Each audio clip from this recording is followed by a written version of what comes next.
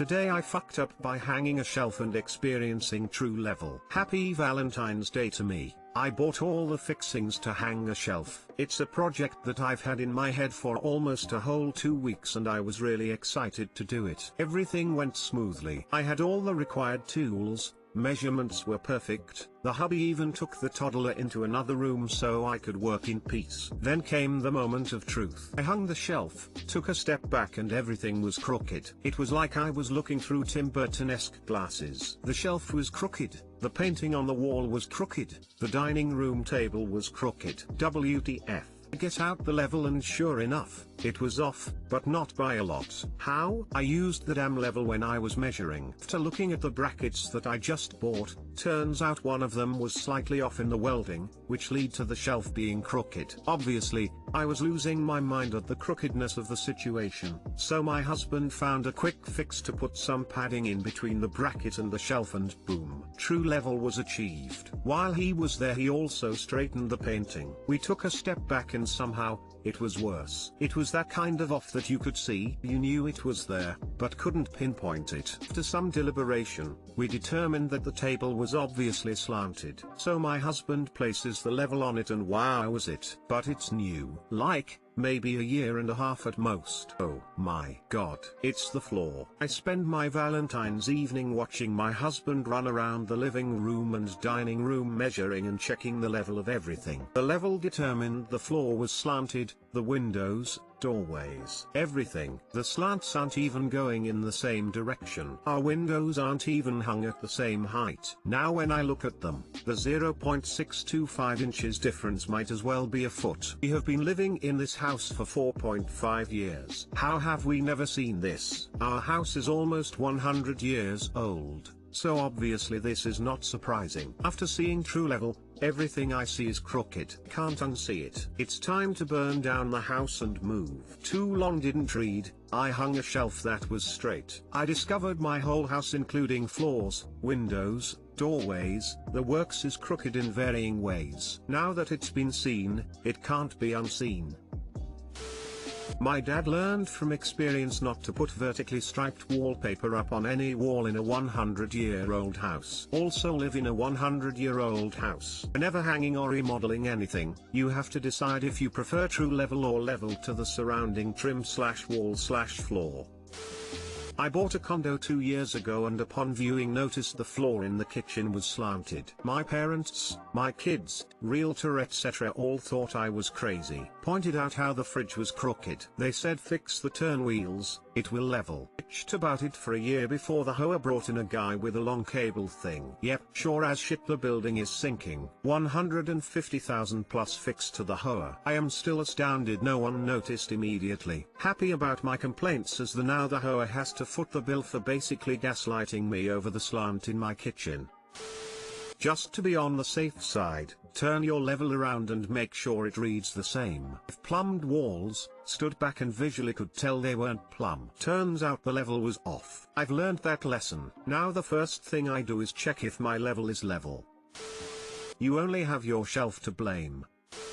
Today I fucked up by beeping my horn at someone downtown. This was a few years ago. I used to drive a silver 1994 Volvo 850 wagon. It was a good car, but being 20 plus years old, the plastic had started getting brittle. One day I had lunch on the west side of town, and after I was done I decided to cut through downtown to get back to the office. The traffic was surprisingly bad considering the time of day, and I ended up sitting through several light cycles at the same intersection, inching closer and closer for about 10 minutes. My lunch hour was nearly over, so I was getting a little frustrated. Finally there was only one car ahead of me at the red light. The light turned green, and the car ahead didn't move. I lightly beeped my horn with the side of my fist, nothing. So I beeped the horn again, a little harder this time, beep beep. My horn broke, I realized with horror. The car in front of me finally moved on through the light and I followed closely, only to have to stop again at the next intersection, my horn blaring all the time. Guy shot me the finger. There was no escape, only one lane of traffic, and either side of the street was lined with parked cars. I couldn't pull over, I couldn't leave.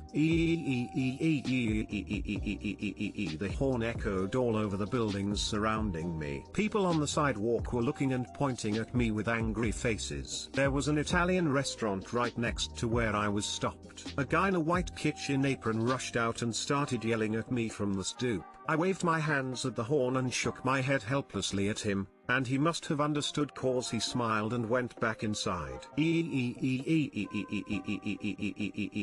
I sat through 2 more lights for what felt like an eternity, face in my hands, the horn screaming. It went on for a good 10 minutes and I'm sure every office downtown hated my guts at that moment. Finally I was able to break off onto a side street and escape downtown. I pulled over near a parking lot and with the help of a screwdriver borrowed from the attendant, I pried the connector from the horn and it went blissfully silent. Apparently this is a really common problem, cause you can buy a repair kit on Amazon with new plastic spacers. I was reminded of this situation because I came across the photos I took of the steering wheel while I was repairing it. Too long didn't read, got impatient, broke my car horn with my superhuman strength, and pissed off everyone within a square mile.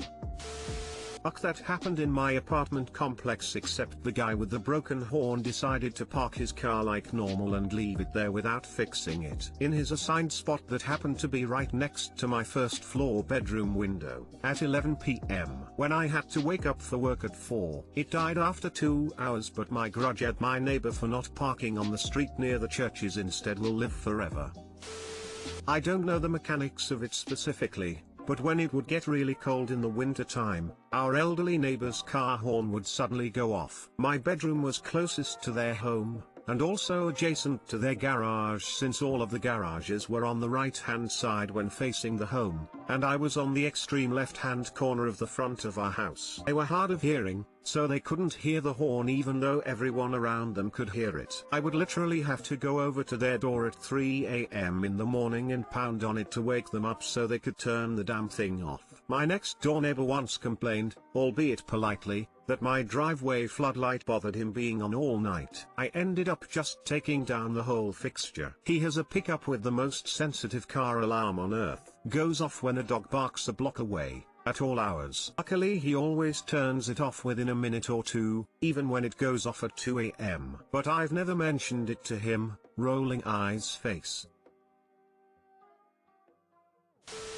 This happened to my brother while he was driving a 1984 Oldsmobile Cutlass Sierra back in the 90s. Got cut off on the highway and my brother, being the smart teenager he was, punched the horn really hard and it would not stop blaring as we were going down the highway. After a few minutes of continuous and lots of strange looks from other drivers, the horn started changing pitch and then gave up completely, followed by smoke pouring in through the vents. It was a dual horn, so it was incredibly loud and annoying. I ended up with this car a couple years later and decided to replace the horn. I chose a single tone, high or low. I didn't want the car to sound like a moped, so I went with the lower option. The best way I can describe the sound of the horn is it sounded like a cow mooing. I loved that car.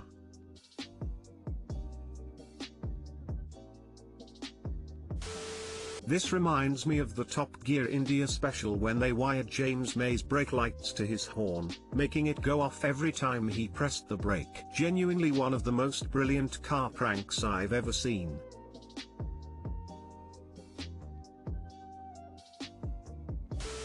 Stories like these are why I enjoy this subreddit. Thanks for the chuckle. Today I fucked up by eating a challenge burger at a local business. Too long didn't read, I ate a really spicy burger for free but paid for it with pain. Edit, some of you have asked if I tipped the waitress. No, I did not due to me not having any cash on me at the time. Apparently I fucked up twice. That's what I get for being born a human. This actually happened yesterday. but I am still feeling the effects. So, yesterday I was driving around town and was feeling a little hungry. I was thinking about what I wanted to eat and how much I wanted to spend. I immediately thought about a local burger joint I had visited previously that lets you eat for free if you can eat their Dante's Inferno burger in under 30 minutes. So, I arrive at the burger joint and realize that business is a little slow. No other customers were there. One of the waitresses notices I am there and gets me seated at a table. I tell her I am there to try their challenge burger. As I am waiting for the burger to cook, she comes over with a pen and waiver telling me I have to sign it before I attempt the challenge. I see no problem with that, so I sign it. Now, this double patty burger is cooked with Carolina Reaper powder, jalapenos and extra spicy salsa. Served with a huge side of fries dusted with Carolina Reaper powder as well. You are only allowed water as well, no soft drinks. Naturally, I dig in as fast as I can so I don't waste any of my 30 minutes. I knew the second it hit my tongue I was going to regret this decision. It started burning immediately. I was shedding tears and snot was running out of my nose within the first 5 minutes of my attempt. 15 minutes later, the burger was finally finished. However, the challenge wasn't complete yet. You had to eat all of the fries too. This is where I started to feel sick to my stomach. Every fry that went into my mouth had to be accompanied with water because the heat of the burger had yet to dissipate. Fries were extra spicy too. 10 minutes later I had eaten all of the fries and completed the challenge in 25 minutes. I had earned my free meal and a t-shirt with the logo of the local burger joint on it. Now, I wouldn't say this meal was free at all. 4 to 8 hours later, because I had eaten and drank water so fast, I had huge amounts of air trapped in my bowels. Combined with the size and spiciness of the meal, I was bloated and gassy. Sometimes the air would not come out and it felt like I was getting stabbed with a red-hot, 12-inch serrated knife. After the pain had died down, I attempted to sleep this meal off. My body woke me up 5 to 6 hours later to empty the toxic waste out of my bowels. I'll leave the burning sensation I felt to your imagination. Now why did I do this? Simple, I was hungry and bored. Never doing that again. Lesson learned.